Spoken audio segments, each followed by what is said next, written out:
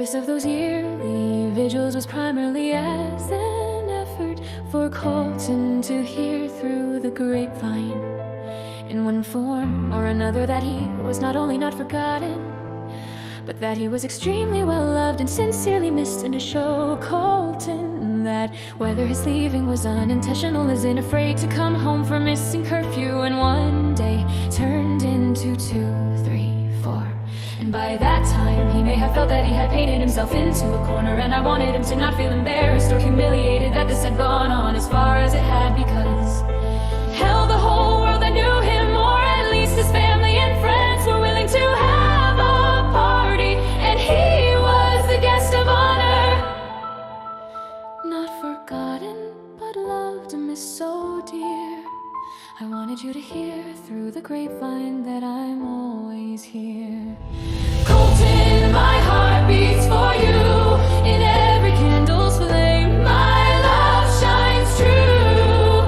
I'll hold on to memories of laughter and of tears, and hope that somehow you'll hear my whispers throughout these years.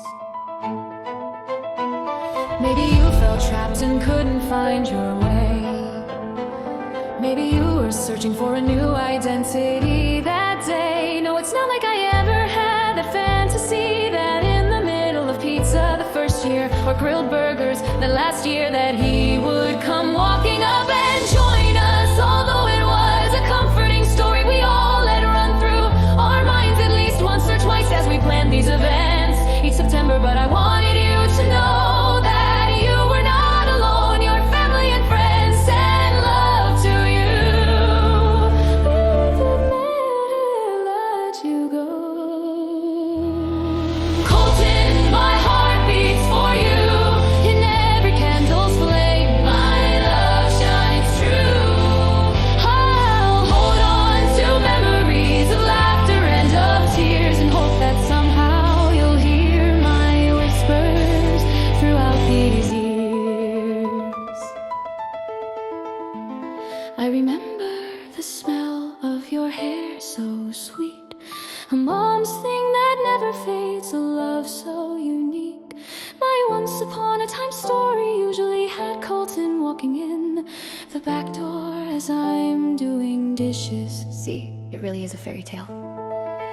And in typical Colton fashion, he tries to play it off, tries to play me with a hi mom, and act like nothing had happened. And I am torn between hugging him and grounding him. I sniff your head and hold you tight, and know that everything would be alright. But actually I know I would have done what I always did to all of my children whenever they came back from camp, or being with the other parent, or whenever I had gone away from them for any length of time, would sniff their head and get that scent of them. Just like when they were babies, although teenage head is not the same smell, especially if they haven't washed their hair. It's a mom thing. Did you kids know this? Or was I slick when I did this? Colton, my heart beats for you. In every candle's flame, my love shines true. I'll hold on to memories of laughter and of tears, and hope that somehow you'll hear my whispers throughout these years. Now I know you didn't leave, your life was taken, and my heart does grieve.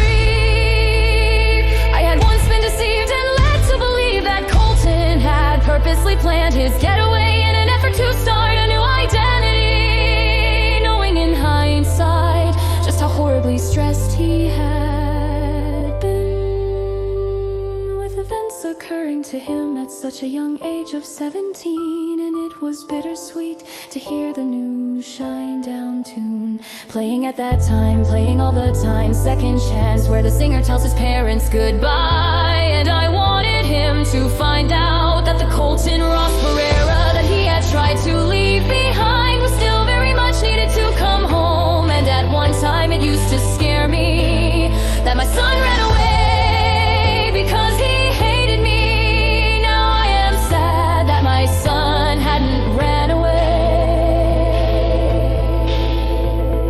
And now I know he didn't leave, and that his life was taken taken from him, from us. And yearly candlelight vigils, I didn't even know for sure how to pronounce that word until 5 years ago. We're not going to bring him back, but still I held those vigils dear to keep your memory